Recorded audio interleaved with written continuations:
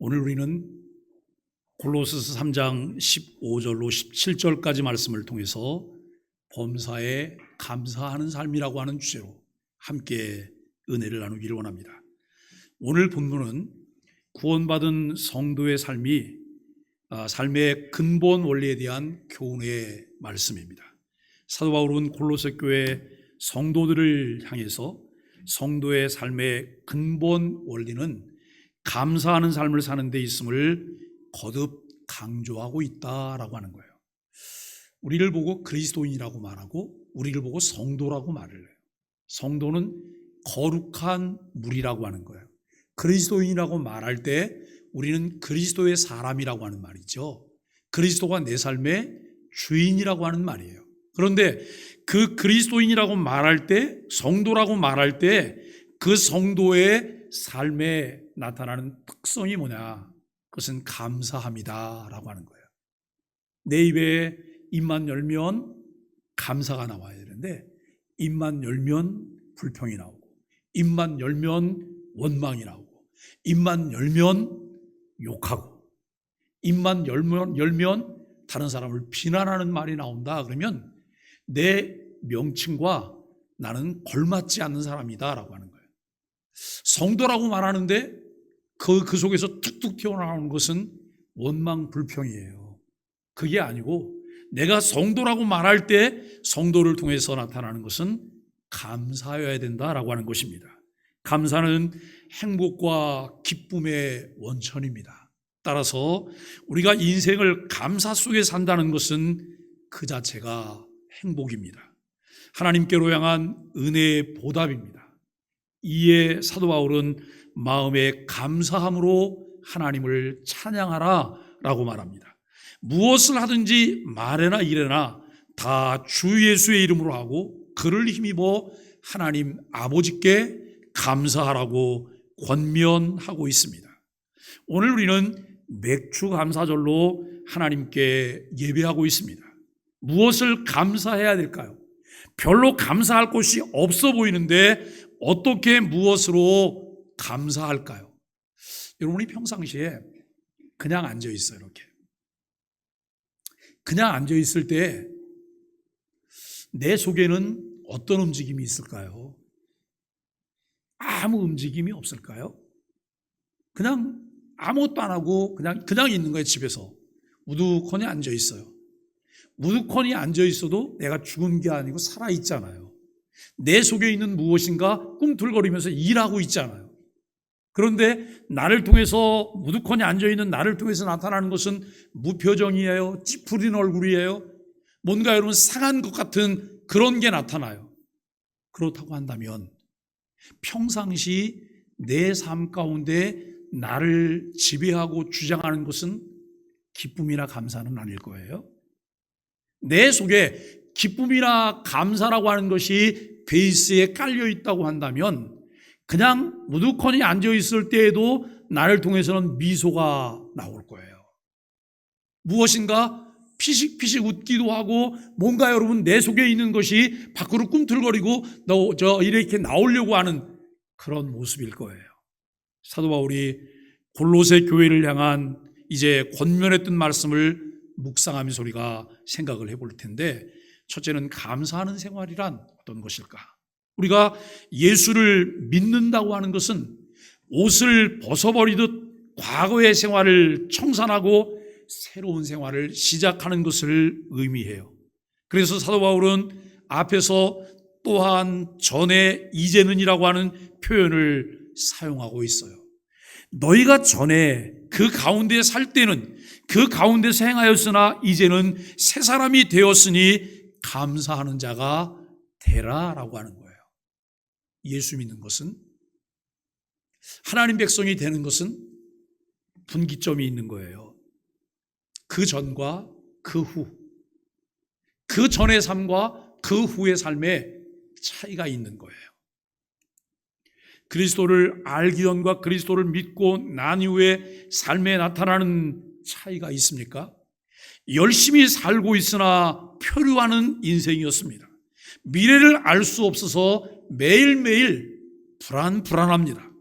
그래서 무엇인가를 의지해야 합니다. 생명 없는 것임에도 그것이 마치 우리의 삶을 좌지우지할 수 있는 것처럼 의미를 부여해요. 그러면서 불만족 속에 살아가요.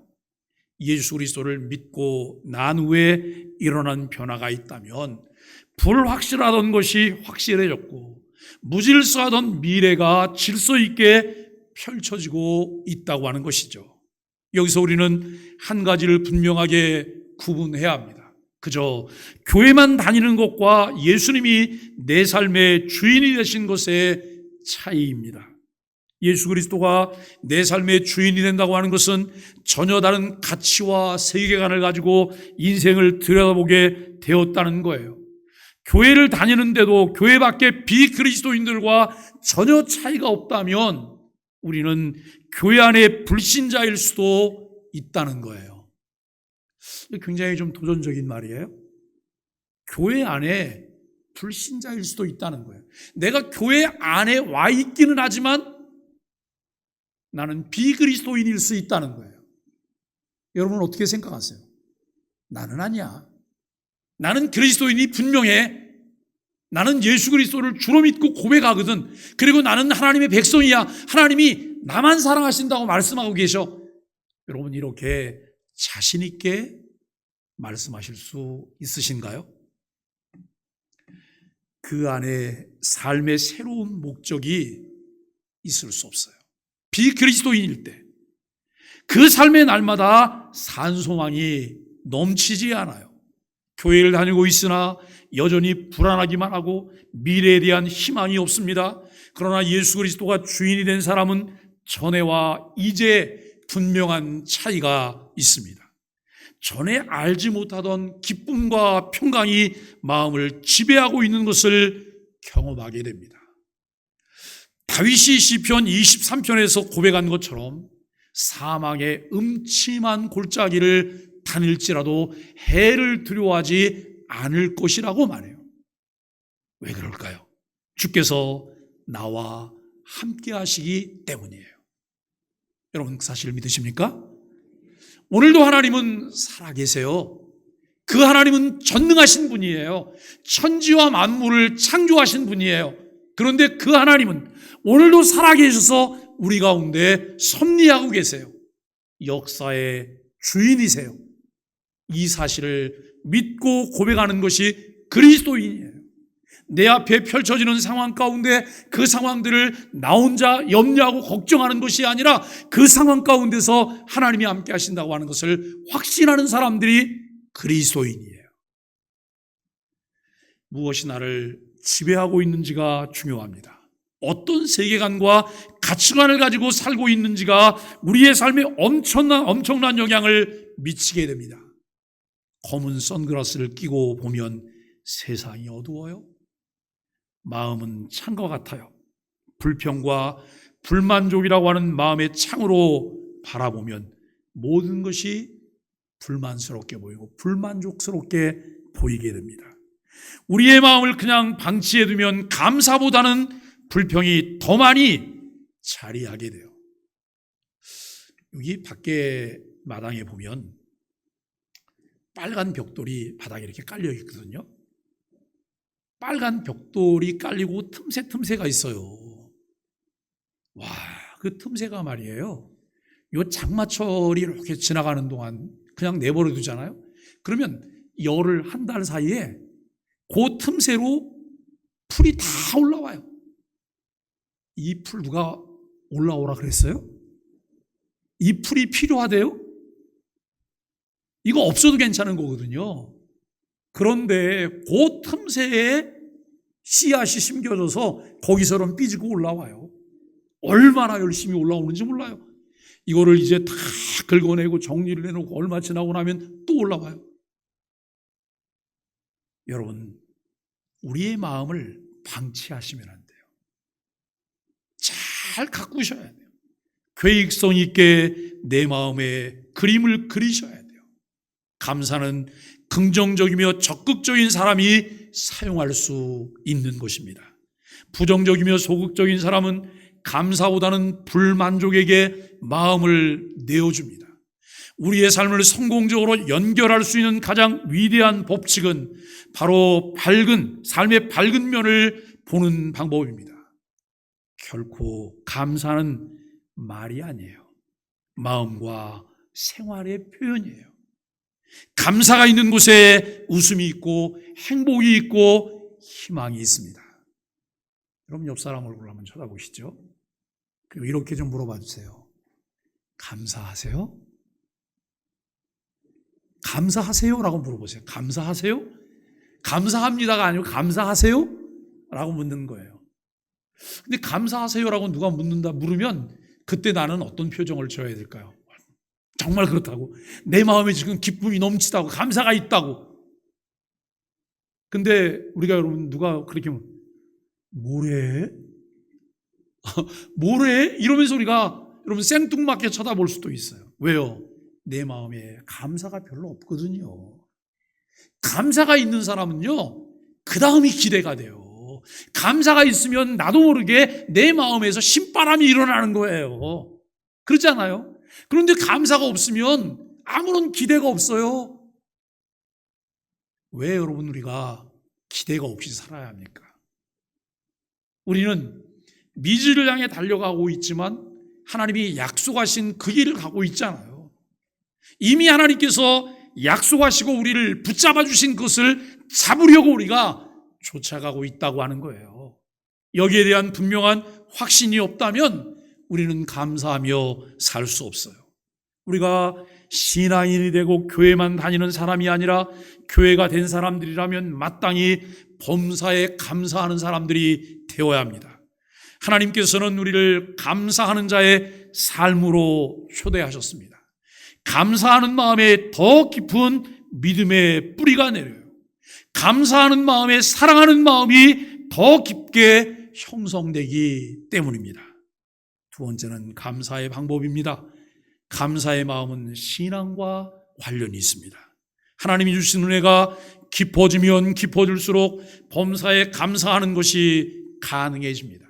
감사는 신앙인의 표식이며 신자의 깊은 곳에서 생산되는 생명수와도 같습니다. 그렇다면 우리는 어떻게 감사하는 삶을 살아야겠습니까? 이에 사도 바울은 이렇게 권면을 해요. 시와 찬미와 신령한 노래를 부르며 마음의 감사함으로 하나님을 찬양하라 라고 말을 해요. 바로 여기서 우리는 감사하는 생활이 무엇인가를 발견할 수 있게 됩니다. 감사는 시와 찬미와 신령한 노래로 서로 화답하게 합니다. 우리 안에 감사의 마음이 생길 때 찬양하게 됩니다. 구약의 찬송이나 신약의 찬송은 하나님의 은혜를 깨닫고 깊은 감동이 있을 때 감사와 감격 속에서 부른 찬송들이에요. 여러분 가만히 앉아 있는데 내 입에서 흥얼흥얼 찬송이 나와요. 흥얼 찬송이 나올 때 그분이 자기도 모르게 선택되어진 찬송을 흥얼거리는 것을 보면 그분의 지금 마음 상태가 어떤 상태인지 알게 돼요. 내 마음이 우울할 때, 내 마음이 힘들 때, 뭔가 여러분 갈급할 때, 어떤 갈망이 있을 때 내가 선택해서 부르는 찬송들과 하나님께서 내게 주시는 만족함, 희열이 있을 때 여러분 내 입을 통해서 흘러나오는 찬송이 다르다는 거예요. 그런데 이 찬송도 아무에게서 나오지 않아요.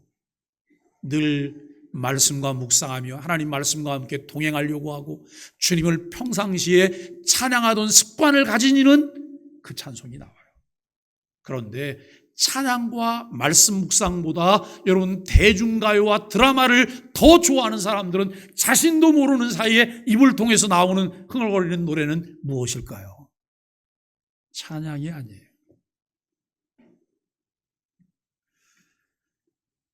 오늘 우리들이 정말 하나님이 주신 은혜 속에서 하나님을 찬양할 수 있게 되기를 바랍니다. 모세가 했던 찬송, 미리암의 찬송, 다윗의 찬송, 마리아의 찬송, 모두가 하나님의 은총에 감격한 노래들로 가득 차 있습니다. 우리가 오늘도 예배 속에 또 예배 전에 몇 곡의 찬양들을 드렸어요. 어떠셨어요? 내 마음을 다 쏟아놓으면서 찬양할 수 있으셨나요? 그 찬양과 찬양의 노랫말들이 내 기도가 되어서 하나님 앞에 올려지고 우리의 신앙의 고백이 되어서 주님께 올려졌나요? 목사님 무슨 찬송인지 하나도 생각도 안 나요. 그냥 찬송을 하긴 했는데 뭘 했는지 모르겠어요. 왜요? 내 마음에 주님의 은혜가 없기 때문은 아닐까요? 은혜가 가득 차서 우리가 하나님 앞에 감격 속에 찬양할 수 있게 되기를 바랍니다. 감사의 찬양은 하나님의 기적을 보게 될 뿐만 아니라 우리 삶을 역동적인 삶으로 바꾸어 놓게 돼요. 어제 결혼식에 갔어요. 결혼을 하는 신부 쪽이 제가 교회를 개척해서 처음 부교육자를 청빙했을 때 교육전사님의 딸이에요. 그 이후 30년이 넘게 꾸준히 아주 좋은 교제를 이렇게 나누고 그 딸이 이번에 결혼을 하게 돼서 주례를 하게 되는데 아주 맹랑하고 씩씩하고 신앙적이고 아주 괜찮은 딸이에요. 그래서 서약하는 시간에 서약을 하면서 미리 이제 신랑에게 모든 회중이 다 들을 수 있도록 큰 목소리를 내라고 그랬더니 중간 정도의 목소리를 내요. 그래서 내가 이래가지고 어디 되겠냐고 다시 한번 대답을 했더니 네 하고 대답을 해요. 두 번째 또 서약됐더니 똑같이 대답을 해요. 그리고 이제 신부에게 서약을 했는데 신부가 그냥 이 공간이 짱 울릴 정도로 대답을 하는 거예요. 그러니까 여러분 순간 거기에 있던 회중들이 다 폭소가 터졌잖아요. 제가 그래서 결혼식 다 끝나고 난 다음에 사진 찍을 때 그 신랑 신부하고 제가 뒤에서 이렇게 셋이 사진 찍을 때 신랑 분발해야 될 것 같아. 분발해야 될 것 같다고. 여러분 결혼을 하는 그 부분은 기대가 있을 것 아니겠어요? 그 다음에 펼쳐질 일에 대해서 한 달을 살고 두 달을 살고 1년을 살고 5년을 살고 10년을 살았는데도 매일 아침 똑같은 기대 속에서 우리가 눈을 뜰 수 있다면 얼마나 감사하겠어요. 여러분 우리들의 가정 결혼 생활은 점점 더 세게입니까? 아니면 점점 더 약하게입니까? 어떨까요? 신혼부부 때도 그 다음에 자녀를 낳아서 양육하면서 자녀들이 이제 장성했을 때에도 내게는 기대감이 점점 큰 것이 있을까요? 여러분 이 기대감은 다른 사람이 주지요? 옆집 아저씨가 주나요? 옆집 아줌마가 주나요? 아니면 여러분 교회 담임 목사가 주나요? 그것은 우리가 찾아야 되는 거예요. 우리가 만들어야 되는 거예요. 남편을 원망하지 마시고 아내를 원망하지 마세요. 환경을 원망하지 마세요. 그 속에서 감사하는 소리가 만들어내야 되는 거예요. 감사가 있을 때에 삶이 역동적이에요. 기적이 있는 것을 경험하게 돼요. 그 은혜가 저와 여러분들에게 있게 되기를 간절히 바랍니다. 우리는 성경의 많은 곳에서 그러한 찬양이 나온 기적들을 볼 수 있습니다. 구약 성경에 보면 영원히 무너지지 않을 것 같았던 여리고성이 있습니다. 그런데 이 여리고성이 무너졌습니다. 이스라엘 백성들이 여호수아의 명령에 따라 일주일 동안 여리고성을 돌기만 했습니다. 그리고 맨 마지막 날 온 백성이 큰 함성에 달하는 찬양으로 여호와를 높여드릴 때 성벽 두께가 7m나 되는 여리고성은 순간적으로 무너져 내리고 말았어요. 여러분 이들의 함성 때문에 성벽이 균열이 가면서 무너진 거죠? 1%도 가능성이 없는 얘기예요. 그런데 그 성벽이 무너진 이유가 무엇일까요? 그들 가운데 역사하시는 하나님의 능력이에요. 말씀에 순종하고 하나님께 찬양하고 감사했을 때 사람으로는 할 수 없는 하나님의 기적을 볼 수 있는 일들이 그들에게 일어났다는 것입니다. 기드온이 300명 군대로 10만 명 미디안 이 군사를 함락시킬 때에도 나팔수를 동원했어요. 나팔을 불고 하나님을 찬양할 때 강력한 미디안 군대는 삽시간에 무너졌어요. 300명과 10만 명. 이게 게임이 되겠습니까? 도저히 가능성이 없는 거예요. 그 일에 하나님의 기적이 있음을 알게 되어집니다. 역대하 20장에 보면 여호사밧 왕 역시 3개국 연합군대로 성가대를 조직하여 하나님을 찬양합니다. 전쟁하러 나가는데 전쟁 맨 앞에 선두에는 여러분 좀 센 군인들을 세워야 되는 건 아닙니까? 그런데 성가대를 조직해서 성가대가 맨 앞에 나가면서 성가대가 찬양을 해요. 지금 이렇게 한가로운 때가 아니잖아요. 그런데 하나님을 찬양할 때 하나님께서 역사하셨습니다. 또한 신약 성경에 보면 예수님께서 죽은 나사로를 살리실 때 먼저 하나님께 고개를 들고 감사를 드린 후에 나사로야 나오라고 외치셨을 때 죽은 자가 살아나는 기적을 보았습니다. 사도행전에서도 찬양의 기적은 어김없이 있었습니다. 바울과 실라가 옥중에 갇혀 있을 때 하나님께 감사와 찬양을 드려 감옥에서 자유를 얻는 기적을 낳았습니다. 시와 찬미와 신령한 노래를 부르며 마음의 감사함으로 하나님을 찬양할 때 역사가 일어났습니다. 여러분, 인생이 늘 잔잔한 파도만 있는 건 아니죠? 그리고 여러분, 우리에게 파도 타기를 즐길 수 있을 정도의 이 높이의 파도만 있는 게 아니에요. 어느 때는 싸워서 이길 수 없는 거센 파도가 밀려와요. 그 거센 파도에 한번 딱 부딪히고 나서 그 다음에 우리의 마음은 어떨까요? 이젠 죽었어, 끝났어, 끝장이야. 좌절하고 절망해야 할까요? 우리는 그 파도를 맞고 나서도 나는 앞으로 가야 된다고 하는 분명한 확신을 가져야 돼요. 내 삶이 남아있다고 하는 것을 우리는 인정해야 돼요. 그렇다면 이것을 어떻게 이기면서 나갈까요? 그냥 막 펑펑 울면서 원망하는 거예요. 도대체 이 내 남편이라고 하는 그 놈은 도대체 어디 가는 거냐? 여러분, 그러면서 우리가 그걸 헤쳐나갈까요?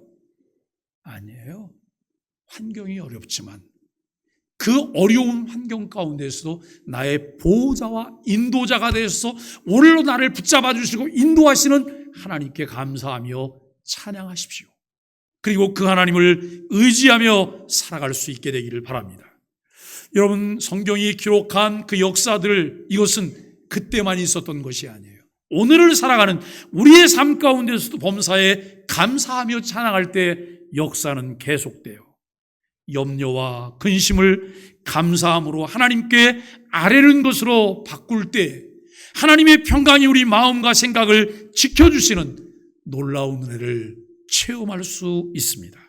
감사는 오늘 지금도 우리의 삶에서 난제를 해결하며 우리의 삶에 참 소망이 넘치게 하는 삶의 윤활유가 됩니다.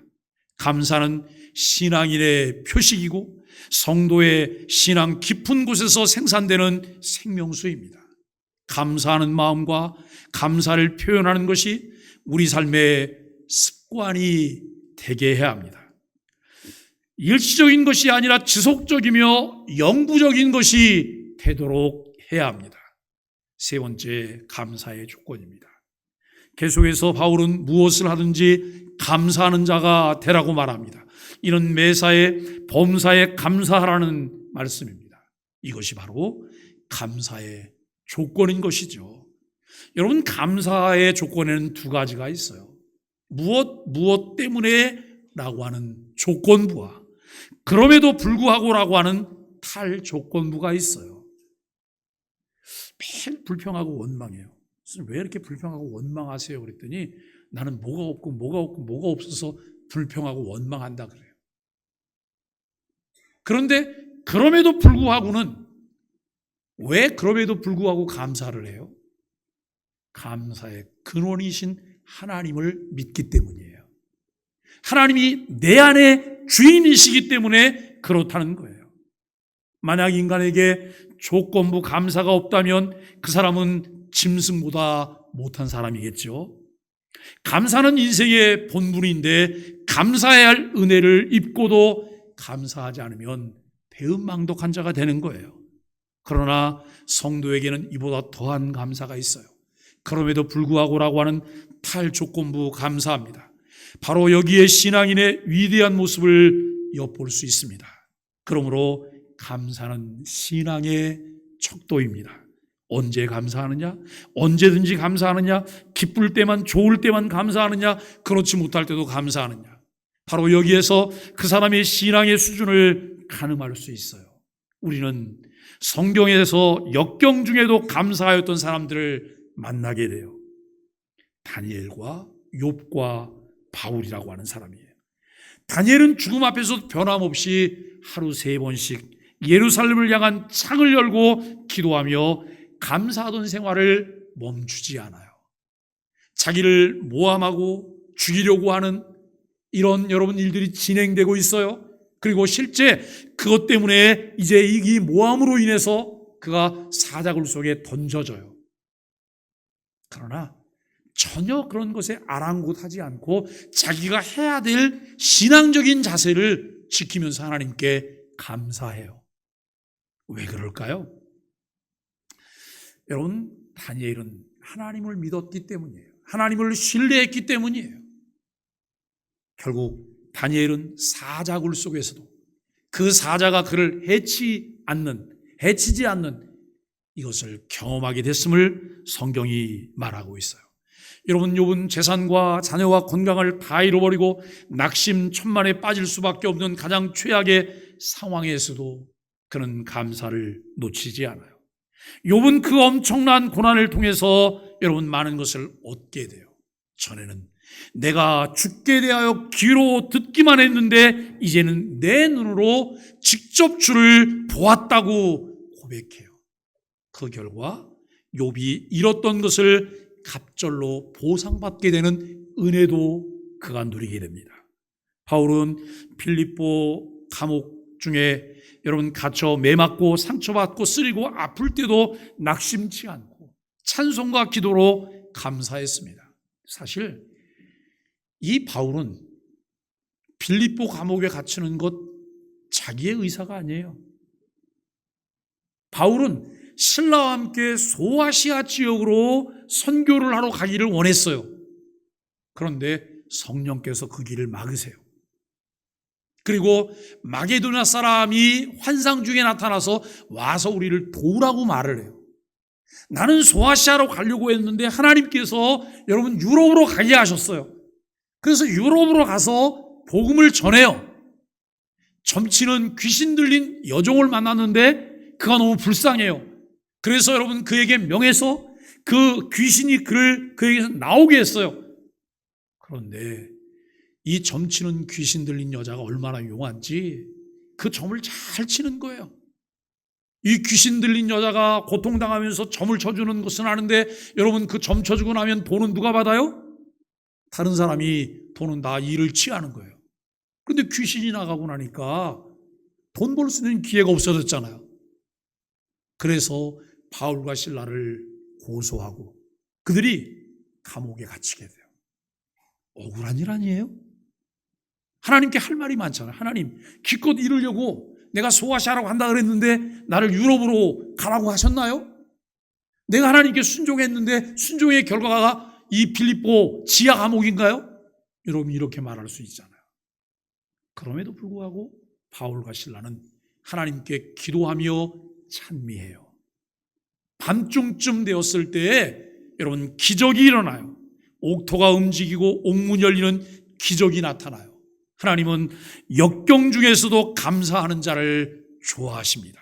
하나님은 감사할 수 없을 때 감사하는 자를 통해 위대한 성공과 축복과 승리의 표본을 제시해 주셨습니다. 순탄할 때 감사는 누구나 할 수 있어요. 여기 누구나도 아니에요. 순탄하다고 다 감사하는 게 아니에요. 당연한 것처럼 생각해요. 그러나 역경 중에 감사는 아무나 할 수 없는 것이기 때문에 값진 것이라는 것입니다. 따라서 신앙이란 무엇입니까? 라고 할 때 그 해답은 감사의 결정체입니다 라고 말을 해요.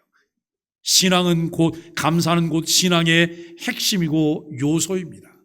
감사야말로 천국의 본질이며 신앙인의 특징입니다.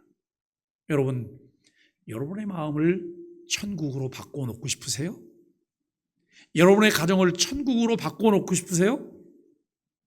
우리 교회를 천국으로 여러분 바꿔놓고 싶으세요? 우리가 사는 사회가 천국이 됐으면 좋겠어요? 무엇으로 바꿀 수 있을까요? 감사하는 삶으로. 주님이 주인 되시고 감사하는 삶을 살아갈 때 천국으로 바뀔 수 있습니다. 교회에 나오면서도 원망과 시기, 질투와 불평이 떠날 새가 없다면 그는 교회만 다니는 사람이에요. 교회만 다니지 않고 교회가 된 사람은 감사가 떠나지 않아요. 우리 안에 이미 천국이 이루어졌기 때문입니다. 천국을 누리며 범사에 감사하는 사람들이 교회가 된 신실한 그리스도인들입니다. 바울은 무엇을 하든지 감사하는 자가 되라고 말합니다. 범사에 감사하는 것은 그리스도 예수 안에서 우리를 향하신 하나님의 뜻이요, 하나님을 영화롭게 해드리는 것입니다. 하나님의 뜻에 합당한 것이죠.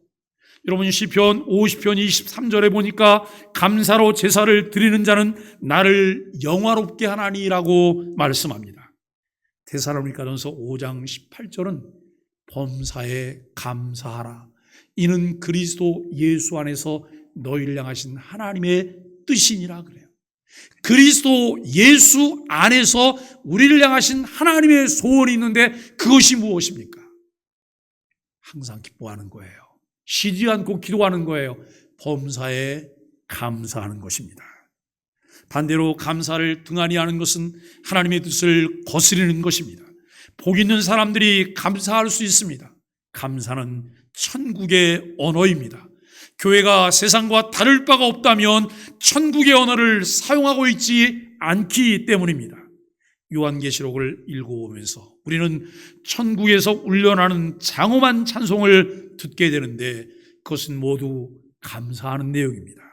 사람이 은혜를 생각하고 감사하는 마음을 갖는다고 하는 것은 인간의 마땅한 도리이기도 하지만 그것은 또한 사람의 운명을 지배하기도 하고 또한 그것을 결정짓기도 하는 중요한 길이 되기도 한다고 하는 것입니다. 사랑하는 소망의 가족 여러분, 환경과 상황에 끌려다니며 불행을 자초하는 어리석은 사람들이 있어요. 자신의 삶이 운명에 의해 지배된다고 말하는 어리석은 사람들도 있습니다. 모든 사람이 나그네로 인생을 살아가고 있습니다.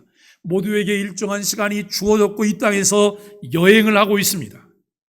사랑과 행복으로 초대하시는 하나님의 여행사와 함께 여행을 하시겠습니까? 불안과 초조함 속에서 운명에 이끌려 다니는 여행사와 여행을 하시겠습니까? 선택은 중요합니다. 천지 만물을 창조하신 창조주로 전능하신 하나님은 지금도 살아계시며 우리의 삶을 이끌어 가십니다. 원망과 불만과 불평 중에서 불행하게 만드는 죄 아래에 있는 우리들에게 밖으로 나오라고 부르시고 초대하시는 분이 하나님이십니다. 여러분, 교회는 에클레시아예요. 안에서 밖으로 불러냄을 받은 자예요. 죄 안에서 죄 밖으로 불러냄을 받은 자, 이 사람들의 모임을 교회라고 말을 해요. 맥주감사절로 지키며 2024년 상반기 동안의 삶에서 우리는 무엇으로 감사했습니까? 조건부 감사를 찾다가 모든 것을 놓쳐버리고 불평과 원망 속에 불행한 시간을 보내지는 않았습니까? 이제 말씀을 정리하며 그럼에도 불구하고 범사에 감사하는 하나님의 사람들이 되십시오. 인생의 길은 두 갈래 길뿐이에요. 감사를 아는 길과 감사를 모르는 길. 또한 인생은 두 종류로 나누게 되어 감사하는 자와 감사하는 자와 감사하지 않는 자입니다. 우리 안에 내주하시며 아름다운 천국을 이루시는 하나님과 함께할 때 우리의 마음에는 의와 평강과 희락이 넘쳐납니다. 그러나 사탄의 지배 아래 있을 때 감사는 찾을 수 없어요. 원망과 불평, 불만족 때문에 짜증나는 인생을 살게 돼요. 사도 바울은 그의 서신 데살로니가전서 5장 16절로 18절에서 세 가지 명령을 구원받은 백성들에게 하고 있어요. 항상 기뻐하라. 쉬지 말고 기도하라. 범사에 감사하라. 이는 그리스도 예수 안에서 너희를 향하신 하나님의 뜻이니라고 말씀합니다. 이것은 당부나 권면이 아니에요. 명령이에요. 범사에 감사하는 삶을 사는 소망의 가족들이 되시기를 예수 그리스도의 이름으로 간절히 축복합니다.